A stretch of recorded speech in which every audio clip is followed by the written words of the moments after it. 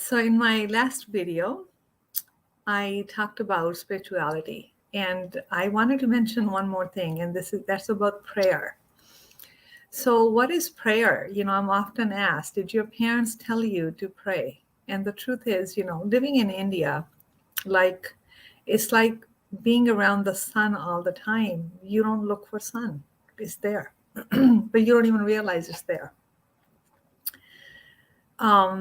So no, nobody ever told me to pray.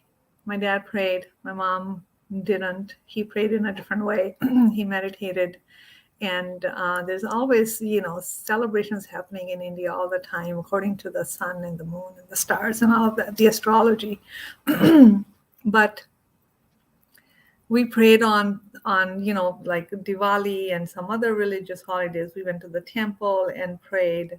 We just kind of mimicked. We just followed. Nobody forced anything. So this is a very different way of being than some of the things that I hear in my practice. There's like people who are recovering, fill in the blank, for an organized religion, right? Which is not even the point of the religion. It becomes something else.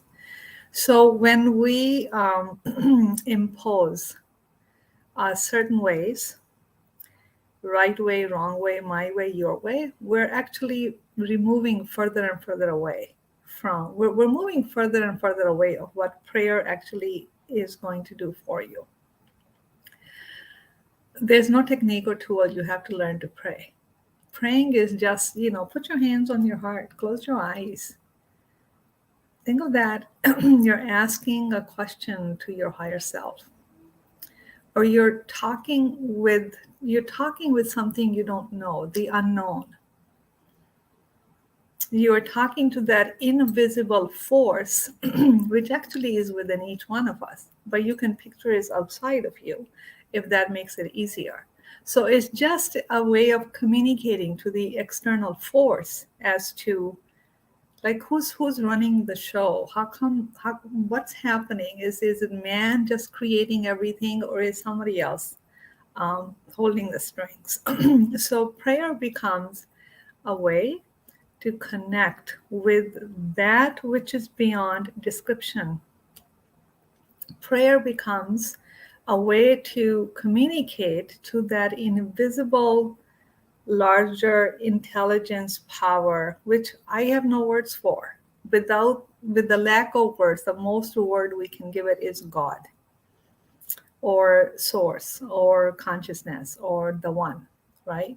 So prayer is a way for you to connect with that which is larger.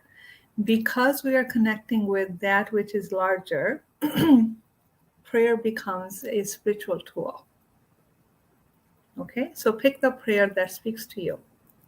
Really speak your heart. It's like, God, what am I supposed to do? God, please bring peace into the world.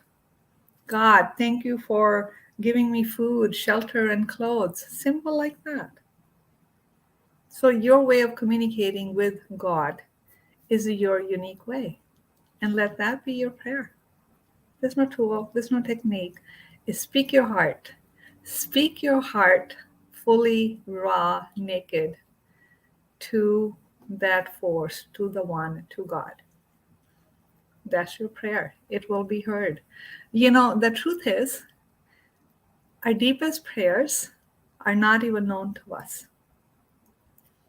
but they are known to that larger force.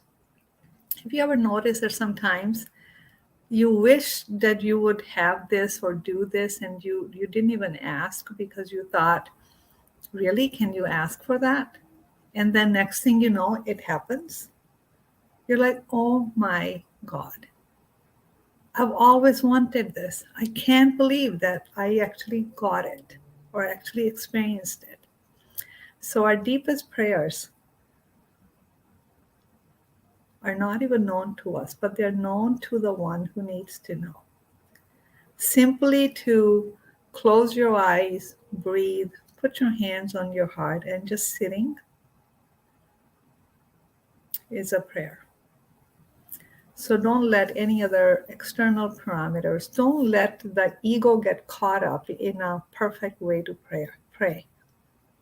Don't get caught up in what's right and wrong. When it comes to prayer, it's only about the deepest truth in your heart and just sitting with that. That's it. That's your prayer. Okay?